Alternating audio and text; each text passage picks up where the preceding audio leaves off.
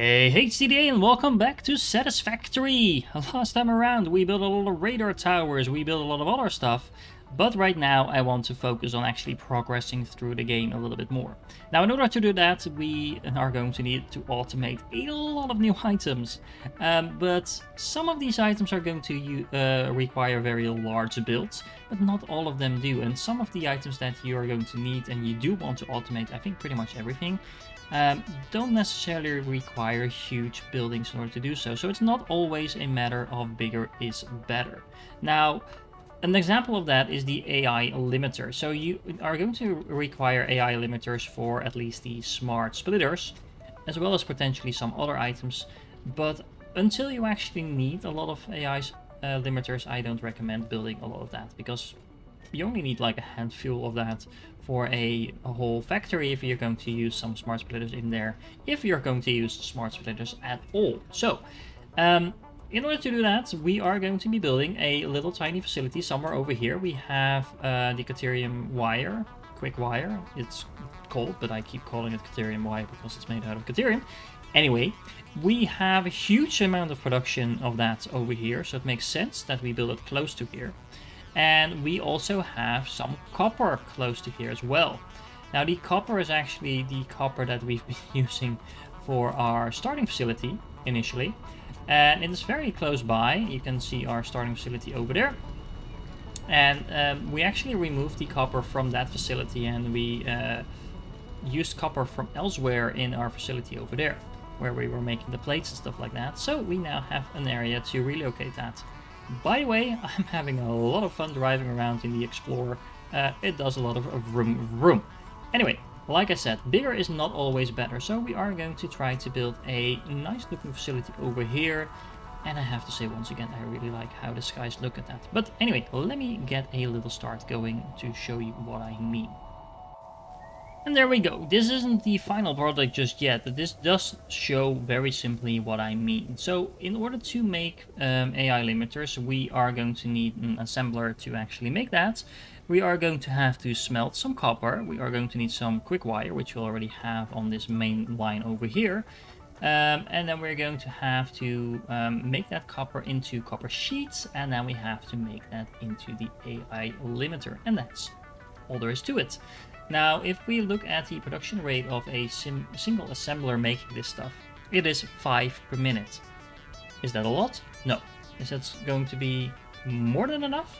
Definitely, because like I said, we only right now need it for the smart splitters. If we do need it at a higher rate at some point, for example for some of the alternative recipes, then we can focus on that. But until we do that, I recommend just making a small facility and feeding it into your main line, so it actually goes to your main storage facility, and just make sure that you have a lot of AI limiters on hand whenever you need it.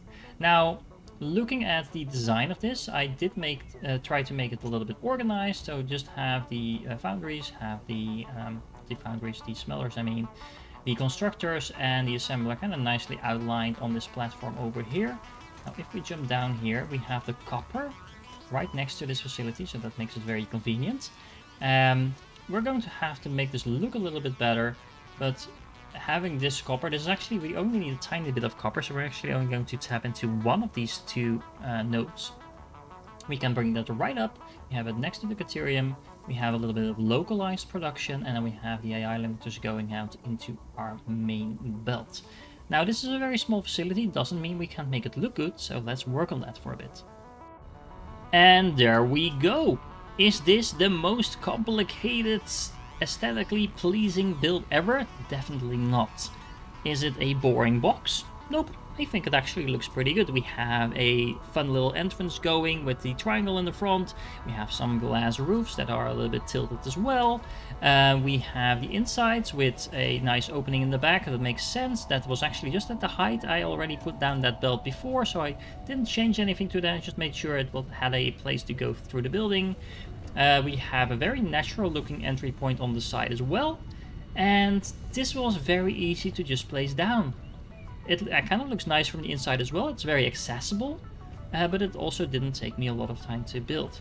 Now, the reason I wanted to showcase this very tiny small build was actually to show you that you don't need to overcomplicate things and feel like you have to make a beautiful, complicated, huge build every single time. Like you can see, I did put in a fun few details like these framework pillars over here, the concrete foundation.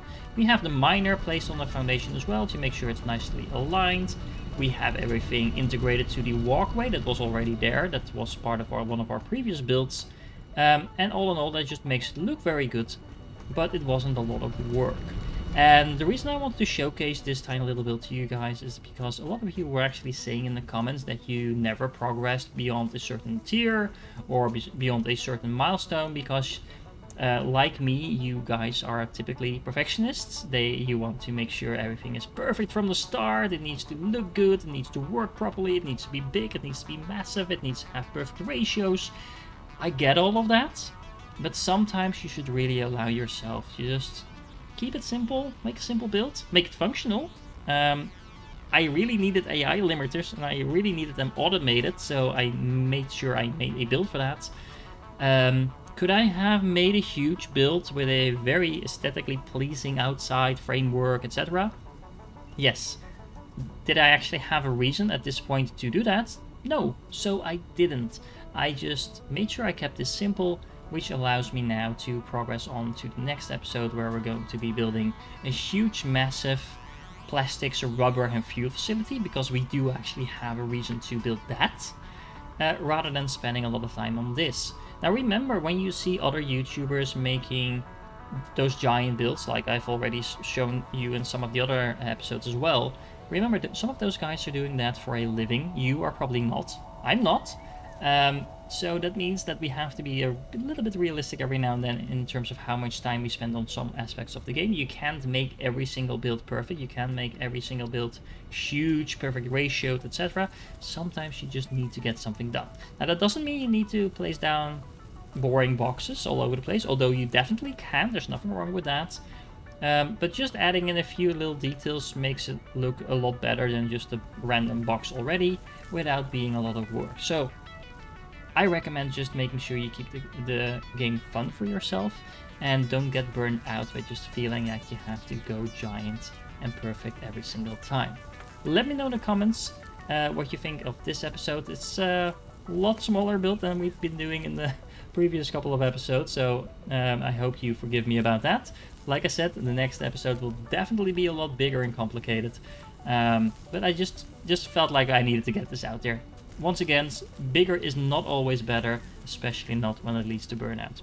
If you're still here, thank you for joining in, you're awesome, and I will catch you in the next one.